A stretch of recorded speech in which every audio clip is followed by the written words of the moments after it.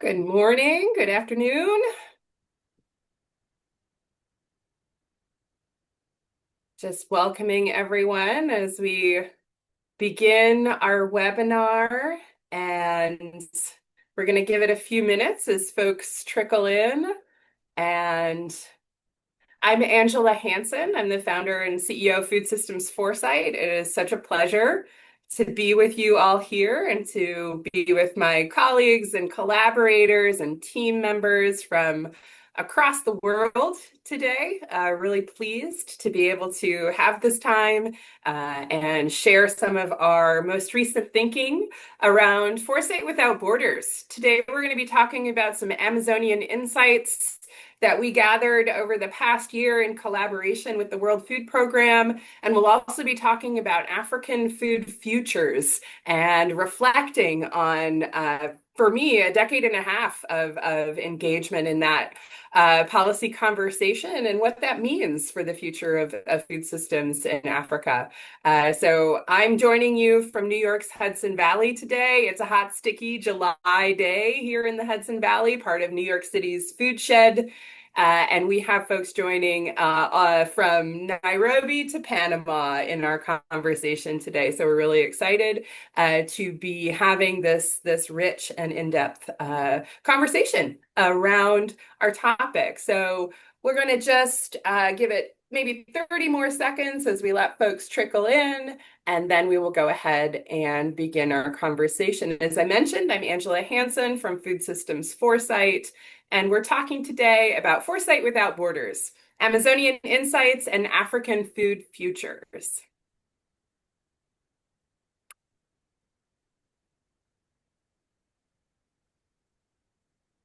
Give it one more second here. And I think, Rachel, if you're happy with those that have been let in, we can go ahead and get started with our agenda. Super. Great.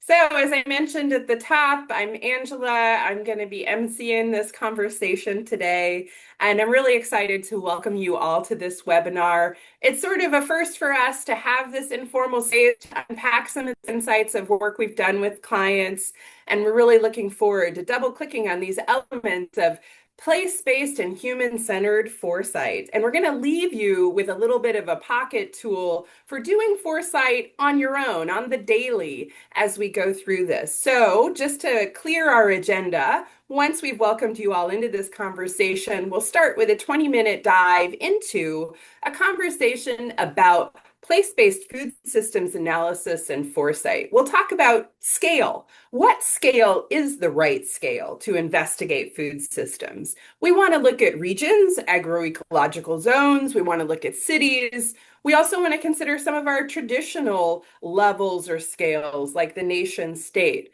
So we'll get into that. What's the right level or scale to analyze and understand food systems? Then we'll pivot and we'll talk a little bit about other lenses for analyzing food systems and considering their potential futures. And we want to focus here on something that's distinctly human-centered. We want to talk about what groups and individuals need to be at the table in order for us to fully understand food systems and to develop robust foresight practice. We'll focus today on Indigenous peoples and also youth. Then at the end, we're going to give you something useful you can use and tuck in the back pocket as you move into higher and higher futures literacy, which is part of our overall objective of this webinar, which is to build futures literacy in international discourse around food systems. So we'll introduce a framework called the Futures Triangle, and we'll give ourselves an opportunity to play with that triangle just a little bit and ground in a conversation around African food futures. So if we're all happy with this agenda, we can go ahead and move in to our first section, talking about place-based foresight. So as I mentioned at the start, this webinar is an opportunity for us to talk about some of the insights that we've generated working with clients. And in this specific instance, we're talking about our work last year with the World Food Program. We had the honor and the privilege and the great deal of fun of working with a team from the World Food Program to look at the future of food systems in the Amazon.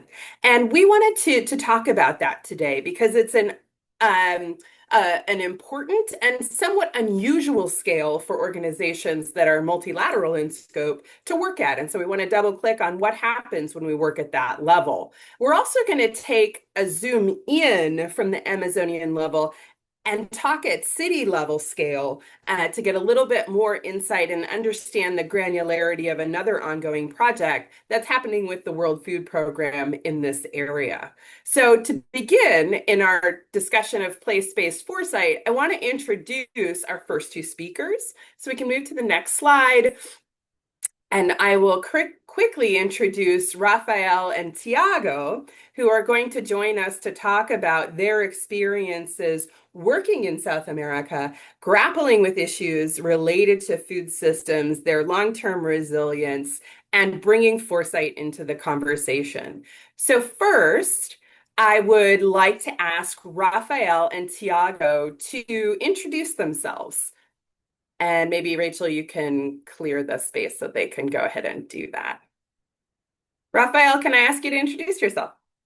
Sure, Angela. Thank you for the invite for being here today. Good morning, my colleagues here and everyone connected, and then for those watching later. My name is Raphael Leão. I work in the regional office of World Food Program based in Panama. I'm a regional program policy officer, and I've been here for 4 years. Prior to that, I've worked in HQ, and then prior to joining WFP in the private sector in Brazil, or basically all my experience around food systems, supply chains. So very happy to join in and have this discussion today. Thank you. Thank you, Raphael. We're really happy to have you here. How about you, Tiago? Can you give us an introduction?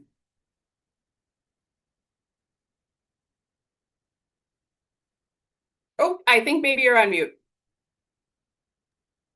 There we go. Good morning, good afternoon, everybody. My name is Tiago Wandschneider. I'm Portuguese, and I'm an economist with the World Food Program, working for the Regional Office for Latin America and the Caribbean. I've been with the World Food Program for 5 years. Prior to that, worked for a number of different organizations, the International Center for Tropical Agriculture, the Natural Resources Institute in the UK, and so on and so forth.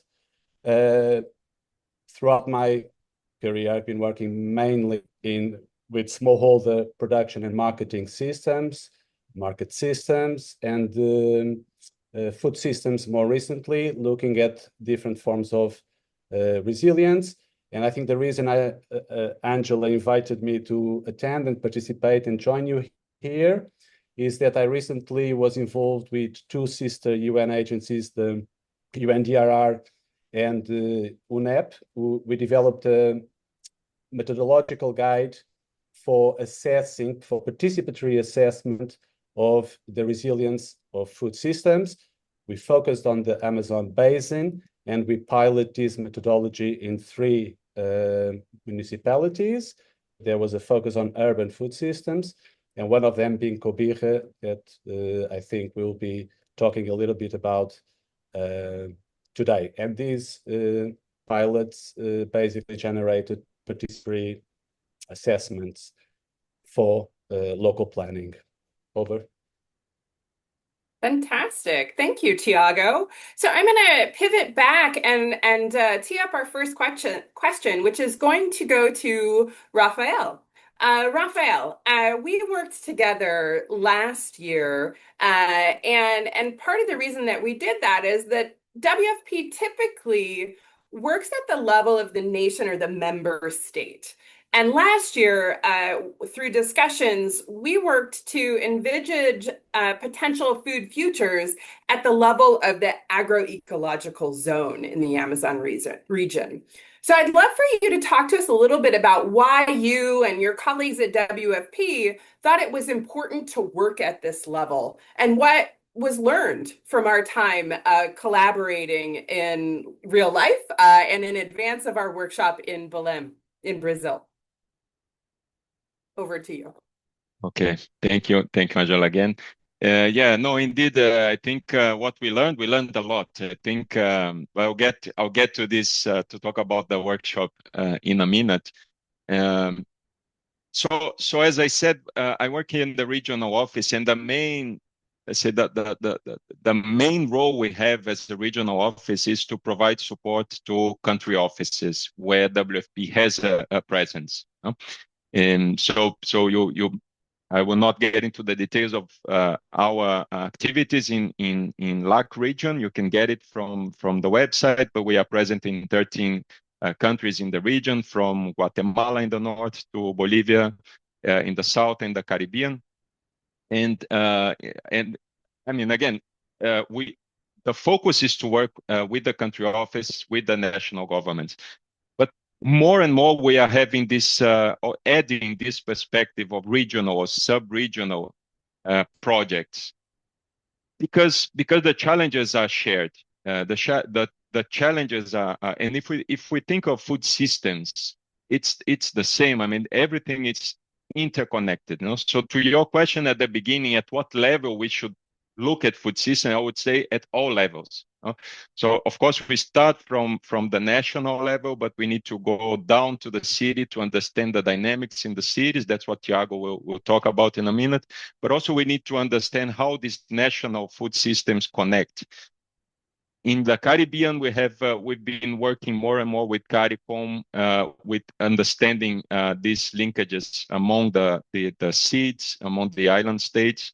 In Central America, we've been working very hard with SICA, the Secretaría de Integración Centroamericana, including with a focus on strengthening strategic grain reserves to see how food reserves can play a role in guaranteeing food security and nutrition.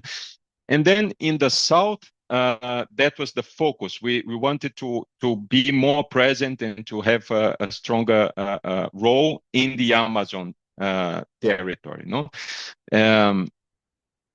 So in 2023, there was this dialogues in Belém, the Amazonian dialogue. Some of you may have heard. And it was really a push from the eight national governments to put more emphasis on OTCA. OTCA is this sub-regional organization for the Amazonian Cooperation Treaty. And as WFP, we wanted to be part of these discussions with Amazon. Now, the thing is, if we want to have a strategic perspective, if we want to think what we are going to do in the next 5 years, we need to look at what's going to happen in the next 10, 15, 20 years, not the next 5 years. And if we want to understand what we're going to do in 10 years, we need to look at 20, 30 years. So it's always from long to short, from high to low. So it made a lot of sense to start by having this strategic perspective. And if we want to look at long term, we need to think of scenarios, of course, because acknowledging that things change at a super high pace these days, more than ever, apparently. So I think it was a good choice. Sorry, and that was the first, I would say, the first pillar of our activities in the Amazon was to come to you guys and do this work on scenarios. I think there's another peculiarity of Amazon, which is, and we heard this in Belém in 2023. There's a lot of emphasis on some topics that are crucial. They are really, really core to the discussions: bioeconomy, conservation of biodiversity, of ecosystems. All of these topics are top priority. There's no discussion about it. But we also need to look beyond bioeconomy. So how are we going to take care of the people that live in the forest? The way they eat. So I think again, all these discussions around these topics, and we wanted to bring something new, a new perspective, and choosing food system as a topic was now. Looking backwards, I think it was a good choice. It makes sense, of course, due to our mandate, but also because by doing this, we added a lot to the discussions, to the dialogues. Another point I wanted to make is, I think we need to, and the work we did helped to, maybe that's the right word, to demystify a bit the region. You know, I'm Brazilian. We have other colleagues here from the region, but even for us, we are not Amazonians. I'm not an Amazonian person. Sometimes we don't have this very clear, we don't have clarity on what exactly is the region. You know, so some of these myths that we need Great. to break. So, for example, over 60% of people in the Amazon, they live in cities. You know, so it's urban population. It's not people living in the middle of the jungle. You know, the other thing is these people, yes, they eat fish, yes, they eat acai, but they eat rice, they eat meat, they eat eggs, right? So there's people, it's where people live and it's what people eat. You know, so all this was a very, very important learning, parts of the learning process for us.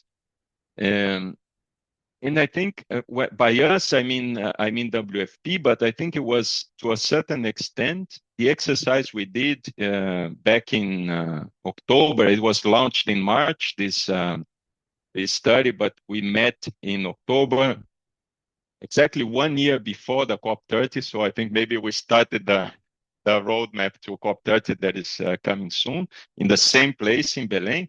We gathered for 1 day almost 40 participants from the private sector, from producers, indigenous populations, governments, academia, international organizations to discuss food systems.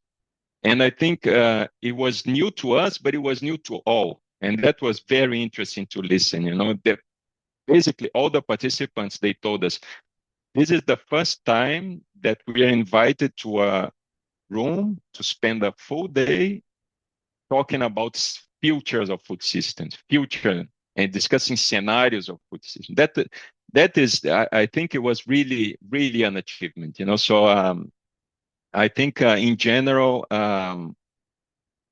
we as WFP, we are very proud of having gone through this. We have other work streams in the Amazon. I will not have time to go through these other works, but all of them, I would say, all of them builds on the experience and on the learning that we had together in Belém. I think that's it. I'll stop for now, Angela, but Yeah, happy to that's follow up. fantastic, Thank you. Raphael. Thank you, thank you. I think you hit a lot of the high notes that I recall from our work together. And you talked about you used some terminology that made me think, oh, right, I just want to double click on terminology. You talked about the bioeconomy, and obviously we talk a lot about biodiversity globally, but this term bioeconomy is one that is a little bit more of a place-based term. And we hear it more in South America and in the conversations around agroecological zones like the Amazon. So I think that's a really interesting thing to note. Rachel popped in the chat a link to the report, and I encourage everybody who's curious about language and terminology and the words we use when we talk about food systems to give that report a read, because we did a really in-depth analysis of how we talk about food systems in 3 languages. And that's important. Today we're speaking English, but there's a bias that comes with that choice. And when we work in place-based food systems work, we want to make sure we're being really aware of our own biases. So we try to do that by doing a literature review, looking at the food systems concept in literature that's written in Spanish, in literature that's written in Portuguese, and in literature that's written in English. So there's a comparison of the literature that we reviewed and how that concept emerges in those different languages. So thank you, Raphael, for giving us that perspective on our work together in the Amazon and also on WFP's overall approach to strategy making, which does have really this long-term view and starts from looking much further than the strategic horizon in order to work its way back. I think that's really, really useful. I want to pivot to Tiago now. And, Tiago, what I'd love to hear from you is really to sort of pick up where Raphael left off, if he's zoomed out looking at the region and thinking strategically for the organization. How might we, you and I, Tiago, have a conversation that's more zoomed in, that's more close to the ground, that's tighter in geographic focus and scope? And more specifically, I'm thinking about the work that we've talked about in the past, and you mentioned earlier, the work that you did in Cobija, which sits at sort of the literal and symbolic crossroads within the Amazon. It's a border city. It's right there adjacent to the agroecological zone that we all know as sort of the green lung of South America. It's embedded in multiple food systems. And WFP is working here, really sort of playing at this city scale. And I'd love us to zoom in and focus on interventions or work or assessments that are deeply rooted in place and that subnational scale. Why is it important for us to work at this scale? And what have you learned from your recent experiences doing so? Right. Okay. I'm going to answer your question at the end.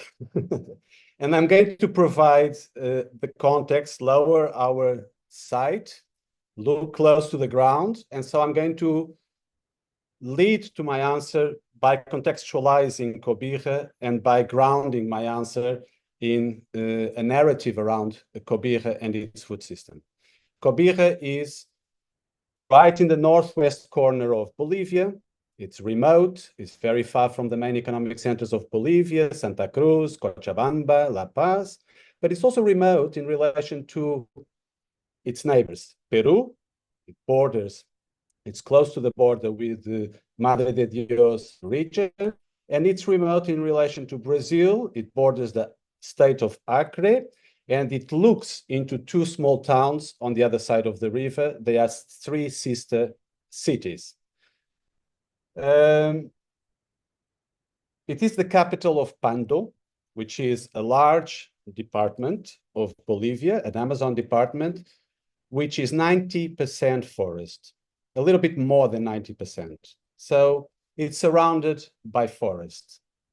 It has a population of 55,000 people today.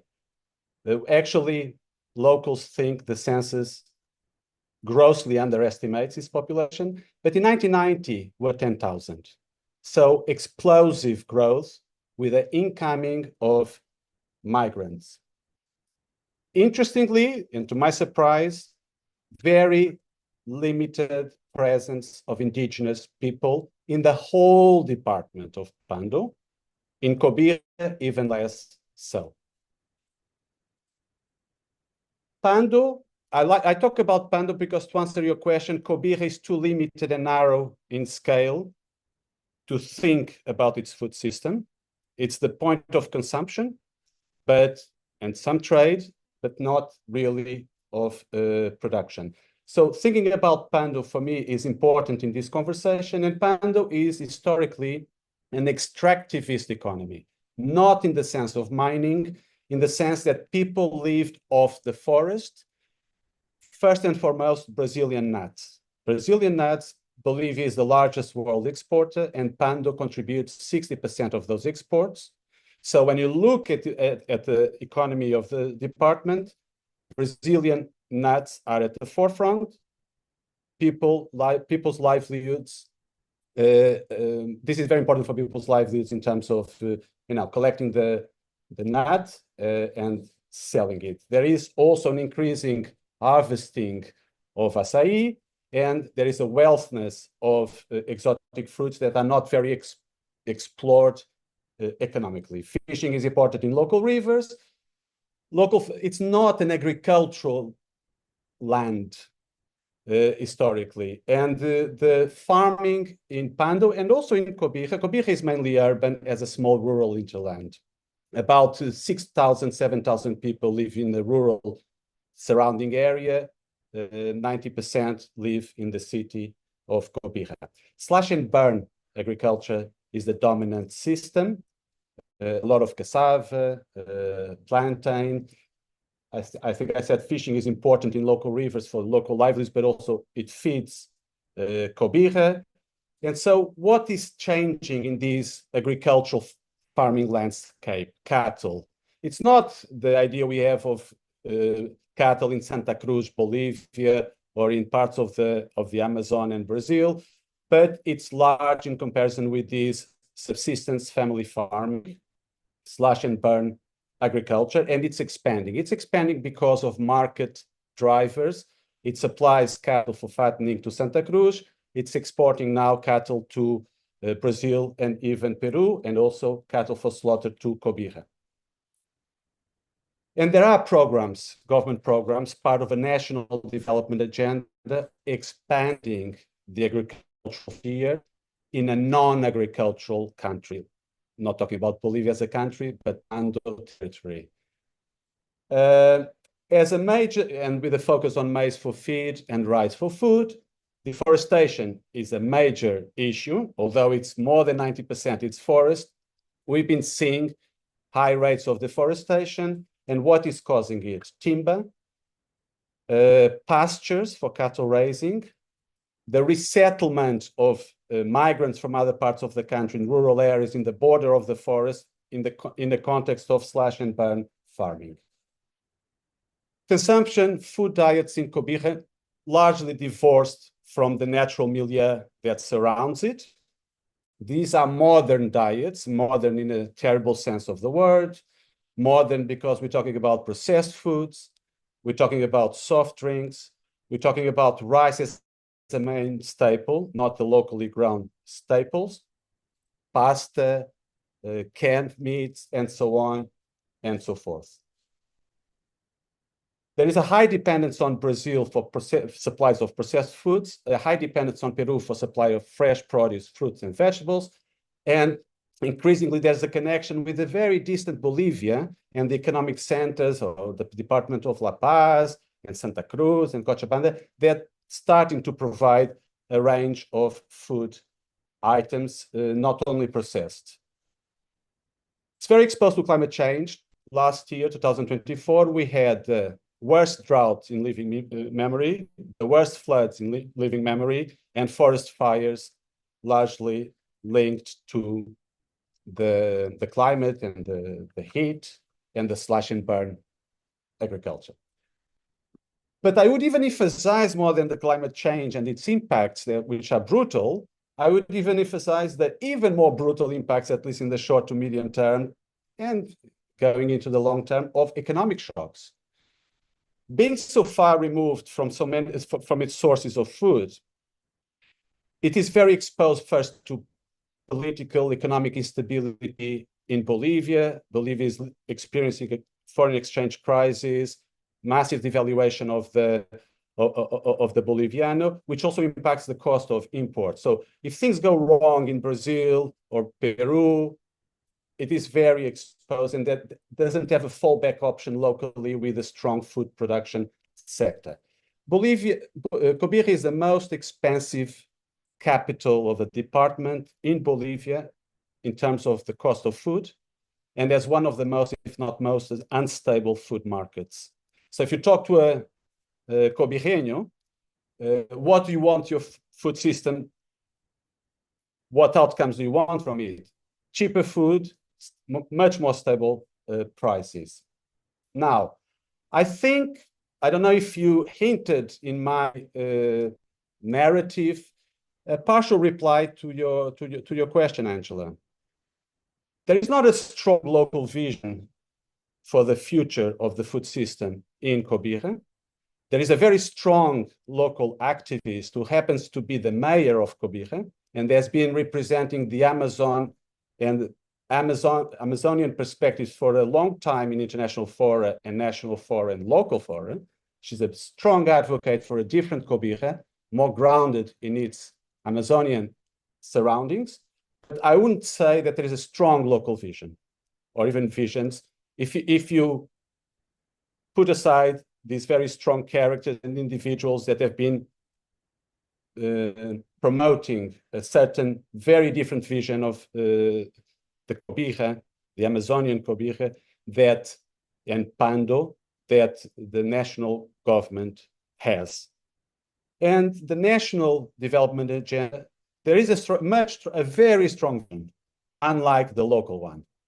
But it's not really one, I would interpret it as marrying sustainability and resilience and inclusivity with modernization. So it wants a much more modern agricultural sector in a land that has not been made for really productive industrial agriculture. There's been a push for migration into these no man's land or no people's land. And this has caused tensions and challenges. And so I would say that the municipality is not the scale. I would say, as a general answer that applies to the work we've done in Puerto Nariño, just by the Amazon River in the Colombian Amazon, and also Barcarena, part of the metropolitan area of Belém in the state of Pará. I think my reply, based on what I just told you about Cobija, applies to this, but in a more promising way. I wouldn't say there's a right scale of intervention. I would say the different scales are intertwined and they have to work in tandem. The global, you have these initiatives which are very positive developments of systems or whereby farmers and communities in the Amazon are paid for their ecosystem or systemic environmental services for sustainable management of the forest. You cannot, and there is a lot of funding being channeled from multilaterals, from bilaterals to build these systems. This is a great opportunity. In Cobija, I don't see the stars align because without the national and local, you're not going anywhere globally. But Barcarena, more stars align in that context. Okay. But the challenge, and to finish off, the challenge is registration of land, farmers and communities owning the land or having property rights on the land. And without that, they will never get paid for the environmental services. And that is not something that is done in Washington. It's something that is done in this particular example by the state of Pará and by the municipality of Barcarena. So different scales, and the national government also channeling in Brazil a lot of funding for this new vision and programs, paying people to keep the forest and biodiversity on behalf of the planet. Great. Thank you, Tiago, for speaking about that opportunity that comes with ecosystem services. I think it's really exciting. I know I think Amazon has a $100 million fund investing in ecosystem services globally. That's an indication from a sector we maybe wouldn't expect it, that this is a priority and that there is some real interest in it. And it makes sense, right? In response to this extractive food system, as you characterized, with really brutal impacts, droughts, floods, fires, how might we turn that situation on its head and provide regenerative ecosystem services and reduce the level of extraction out of the forest and recreate a sense of balance. And you started at the beginning talking about how there were actually very few indigenous people represented in the city that we were focused on here. And so I want to actually zoom out from that concept of indigenous people to turn to our second panel, because it is through that conversation that I think we're going to learn a little bit more about why it is so critically important to have the right voices at the table. Just go back up to that image, please, Rachel. There we go. I just wanted to share this image because when I begin a conversation around Indigenous food perspectives, this is the image that comes to my mind. This is a tiny bit of beadwork that was made for me by an Indigenous person, an elder woman on the other side of the Hudson Valley, the Hudson River, who created this beadwork as part of a contribution. And I value it so much, her contribution to our conversation around the future of food in her place, which was here in the Mahikanac Valley, the native name for the Hudson Valley. And it's so through this work, I've been able to open tiny doors into understanding the Indigenous food futures that surround me. And I'm so privileged to be able to invite Tita to speak more about that. And before I give Tita the reins, I just want to introduce the next three speakers in our conversation. The first is going to be Tita, and then Rachel and Hazel also from my team. So maybe I'll turn it over just for a quick 1 minute. Hello, Tita, and then Rachel and Hazel, you can follow directly. Thank you, Angela, and thank you, everybody. So nice to be here. And yes, my name is Tita Alvira. I am Colombian, and I'm interdisciplinary ecologist. And right now, I'm the senior liaison officer at Legado. And I have had the privilege, really, of learning from, working with, and supporting Indigenous peoples and local communities across maybe the Andes Amazon basin. If we talk about as you were saying, Raphael, we talk about Pan-Amazonia, but it has many Amazonians inside of that. And I'm from the Andes Amazon region, as we call it. And what have been in this working previously to Legado, I work at a Museum of Natural History, the Field Museum in Chicago. That's where I'm based in Chicago right now. And what have been these processes of working with Indigenous peoples and local communities and campesinos, mestizos, is what is their process towards defining what does it mean to live well? How are you already doing it? What else do you want to support and maintain that buen vivir? So not to romanticize, but I'm going to talk more about that. But the other thing that I wanted to share here is that also since 2021, when I joined Legado, I had the honor also of collaborating with Indigenous and local communities and allies in northern and southern Kenya and Mozambique, and now recently in Indonesia. So that brings another perspective of the connectivity and how the Indigenous and local communities thinking and understanding of their worldviews and how they define living well, or what we call in Legado, thriving futures, and what are they doing already for that, and also making the connections that you, Raphael, made. Everything is interconnected, and we have to see at the different scales. So thank you. Sorry for the long presentation. No, it's great. How about you, Rachel? Want to say hello? Yeah, thanks very much. Hi, everyone. I'm Rachel. I work with Angela in Food Systems Foresight as the Chief of Staff. I'm originally from the United States in a state called Montana, but I currently live abroad in Italy, basically to enable myself to explore food systems in more unusual contexts than what I grew up in. And so my background is a combination of food systems, climate change, and health. And so I'm really excited to talk to everyone about sort of my engagement with young people in those spaces. And thanks, Angela, for the time. Over to you, Hazel. Thank you, Rachel. Hi, everybody. My name is Hazel Okech, and in the spirit of context specificity, I'm Kenyan, and I'm based in a small island in the western part of Kenya. It's called Rusinga Island. So I border Uganda and Tanzania. My background is in public health nutrition, but then I've had the privilege of working in food systems for quite a while now with Angela and Rachel in Food Systems Foresight. And I'm really glad to be here and just share my 2 cents on being a youth in food systems. Thank you. Great. Thank you. So we'll get to Rachel and Hazel in just a second, but first I want to put the mic, the attention, the spotlight on Tita, and I want to hear just a little bit more about your work with Indigenous communities because it is so vast and your wisdom is so deep.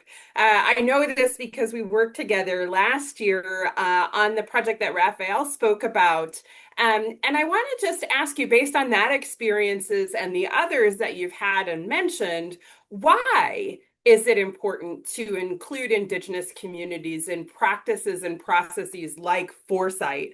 And what do you think is special or novel about the sense of time and worldview and responsibility to future generations that we find in Indigenous communities through your experiences working with so many throughout the world? Over to you, Tita. Gracias, Angela. And thank you for this space again and to learn from each other. I hope to speak slowly so you're able to understand. And I truly, really appreciate the opportunity, that we have to prepare for the Foresight exercise, focus on the Amazon region that I had the privilege to be part of, and something to bring us to the place and to the people. Something that was a moment that I really stand out vividly for me was when we were mapping the system, the Amazon, and what Raphael said, and I'll say before, is like, what is the Amazon really? This huge biome of 6.7 square kilometers, the biggest river basin of the world. But how can we tackle that? Because it's so huge, belongs to eight countries and one French territory.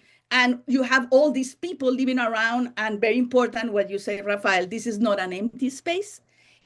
So that brought me to think about how can I bring in this conversation for now, how can I bring that to Indigenous peoples and local communities? And of course, I'm not forgetting about mestizos, caboclos, all the other population, but we talk about local communities and Indigenous peoples here in the whole sense. But something that I wanted to bring again, to think about this big Amazon basin or huge biome, as I said before, is not only, of course, the incredible sustaining 20% of the biodiversity, of this planet, but also 50% of the world's fresh water. So very important for supporting our resilience to climate change. But every time it's getting drier, as Tiago was saying, and we're getting up to this tipping point. But what I wanted to bring now to the people. So around 35 million people live in the Amazon. And yes, 60%, as you say, Raphael, live in cities. But also, we have 3 million people of Indigenous peoples representing this incredible cultural and ethnic diversity, almost 350 different ethnic groups and languages talking about. And something that in this incredible biome that for me is important to highlight here is that approximately 20% of the region is designated as Indigenous territories and 23% almost as protected areas. So if we talk almost like 50% of the basin, we could say is protected. But yeah, that's an important thing to say, as I protected in a way. But what is key here is that there are owners of these types of land. They are owners, they're stewards. There are people who call this home because it's their ancestral territory.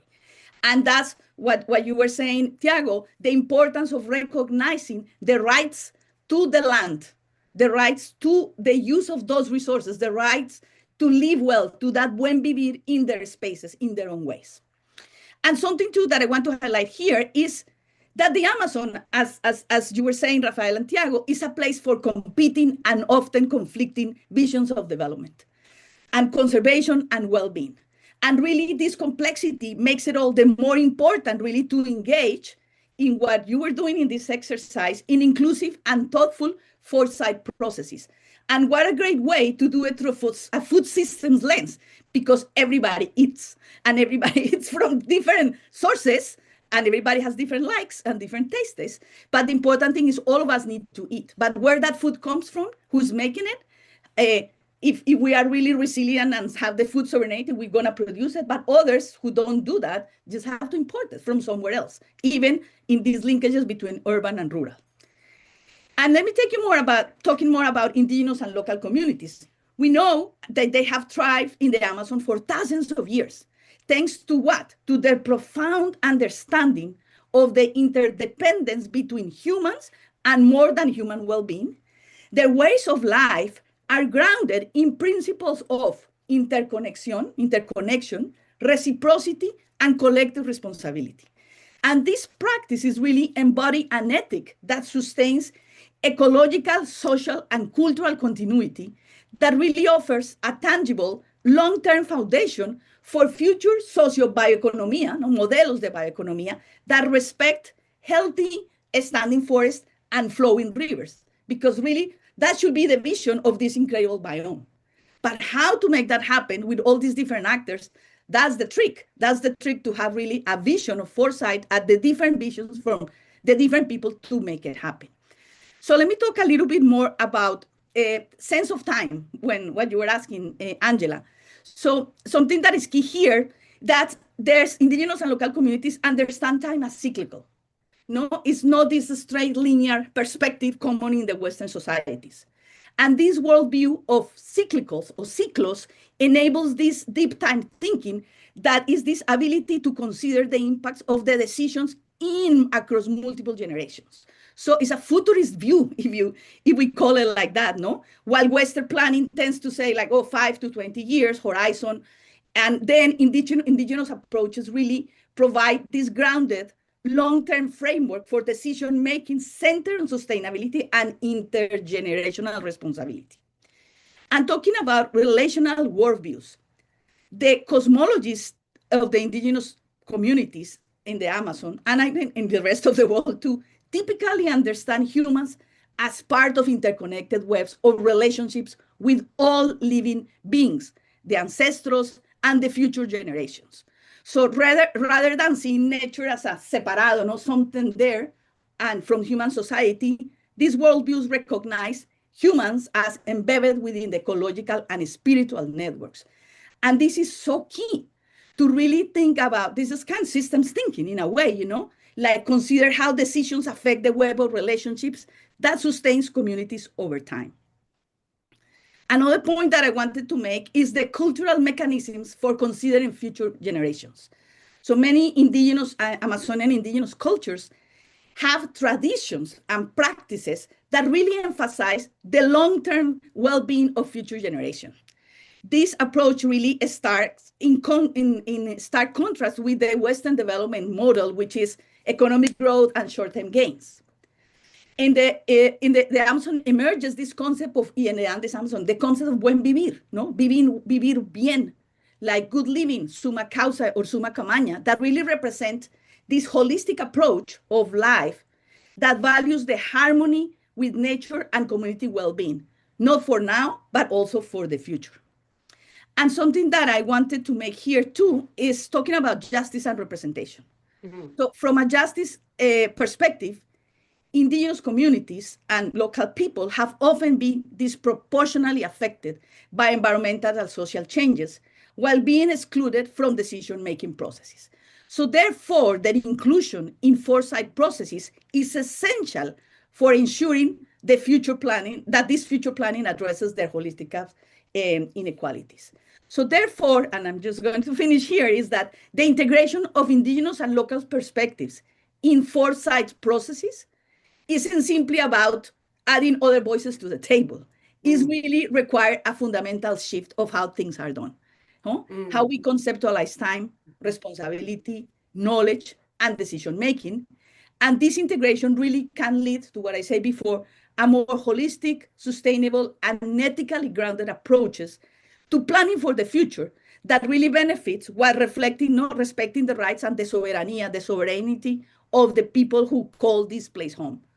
Oh, Tita, I love that. Thank you so much for sharing that. That was beautiful and powerful.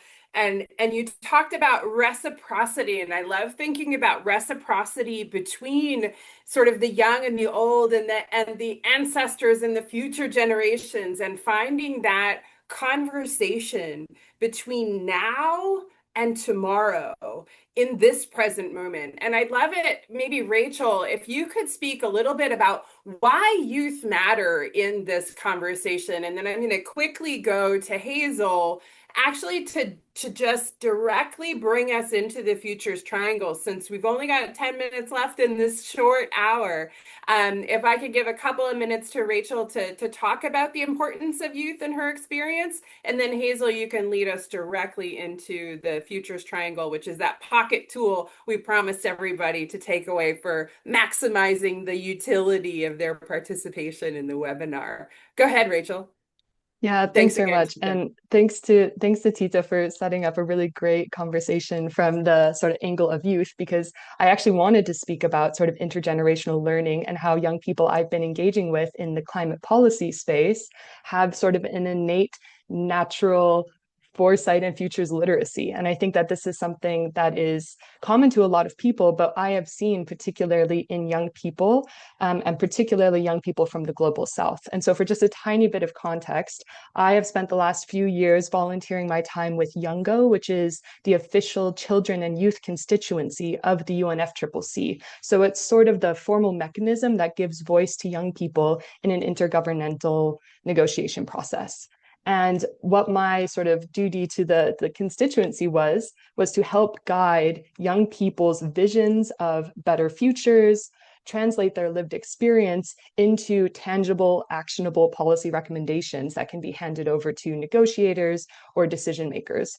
And so I was really seeing from young people who are living the front lines of climate change, their ability to participate in a very innate foresight process, because they take their lived experience, describe it, articulate their needs, and together we envision these better futures. It might not necessarily be that they have a strong policy background, but anyone's lived experience and vision for a future can be translated into a set of sort of demands and recommendations. And so I was really privileged to sit in that role for a year and help facilitate and provide maybe more technical language to what is a very common lived experience that most of the world is having. And so I just want to speak really briefly then about how this sort of catalyzed a group of young researchers that I worked with from Sudan and Morocco and India to essentially run a series of foresight workshops at COP28, which is the 28th Conference of Parties in Dubai, so just a few years ago. And it was really led by youth from the beginning through to the end, an intergenerational, interdisciplinary workshop series that brought together decision makers and children into the same rooms in these typically hard to reach places of intergovernmental negotiations. And it was really a beautiful event because it again reminded me, when I was hearing from people from across the African continent, from places in Southeast Asia, really the most affected places, that they are the emerging population. We have sort of this statistic floating around that I think maybe people don't really land the importance of, but 60% of Africa's population is under the age of 25. And the trajectory in which our entire world is moving is that nearly 1/3 of our world's young people will be on the African continent by 2050. That is very near term. And so for me, this is a signal that essentially the African youth will, they already are, but they will increasingly become central to shaping global futures conversations. And so, especially now with Food Systems Foresight, I've had the honor of meeting several young African foresight leaders. And I guess I just kind of want to wrap up with my hopeful vision for the future. It's already underway, but providing more resources to people who have lived experience and visions to essentially wrap those up in formal trainings and fellowships, basically providing resources so people understand how foresight is something they are using already so that they can go on to become foresight experts.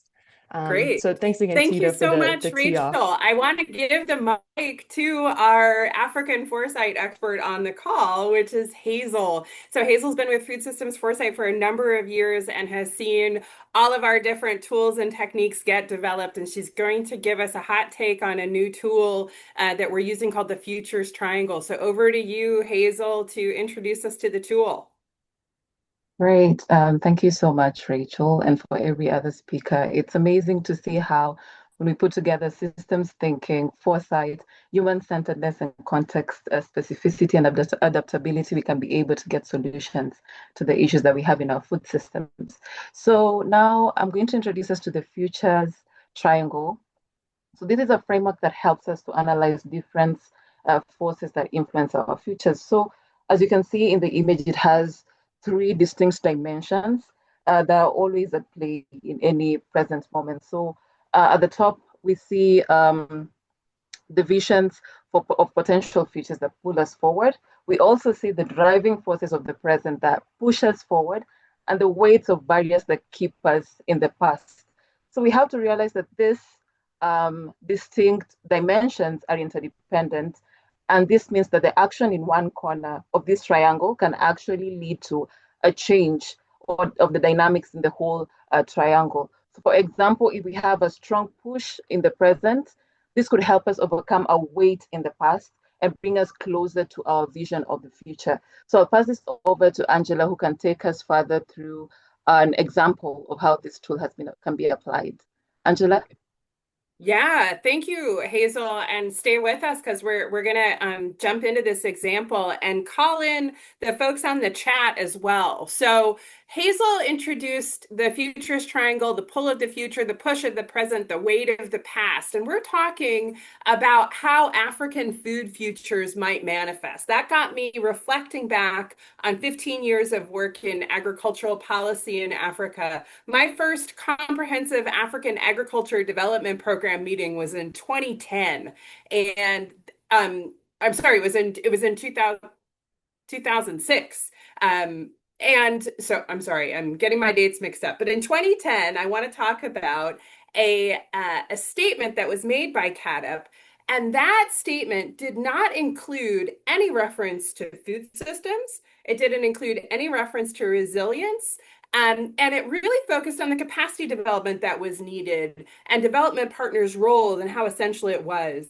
Whereas recently in the Kampala Declaration, as part of the CADP agenda, as a pull to Africa's future, we're finding that Africa's agri-food systems, the goal, the vision is that those systems are resilient to climate change and socioeconomic and environmental shocks by 2035. So we've adopted this systems frame and we've adopted a resilience frame. And so my question to you, and I'd love to hear your inputs in the chat, is in 2025, what new policies, laws, budgets, or financial drivers, technologies, fads, metaphors, and worldviews will start to bring about changes? I'm seeing the chat and I'm seeing lots of African intellectual power on this in this conversation. So I'd love to see right in the chat your thoughts. What is the push of the present? Let's put our fingers on the pulse of this conversation from the perspective of African nutrition, food systems, and agriculture, and all of those youth perspectives that I know are on the call as well. What is the current push of the present? What new policies, laws, budgets, drivers might bring us toward this new pull of the future, toward resilient food systems in Africa that can withstand shocks? What moves us past the weight of the past, where maybe we didn't have a systems perspective or we weren't thinking broadly about resilience, where there was more of a need or an understanding of capacity building as something that was urgent? I'd love to see some thoughts. Go ahead and type them right into the chat. Some things I'm personally thinking about. It's difficult not to think about the shift in the international development architecture, right? We've seen the dismantling of USAID, a major player in African agriculture and major funder of the CADP agenda over the years. We're also seeing an increased focus on trade regulations and tariffs. What other things are feeling, for those who are participating most directly in African food systems, are feeling top of mind, or feeling like they represent a push of this present?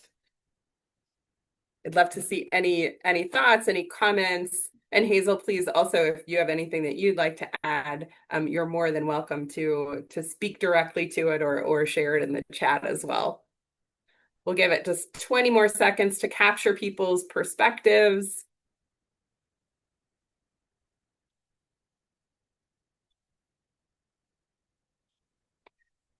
Okay.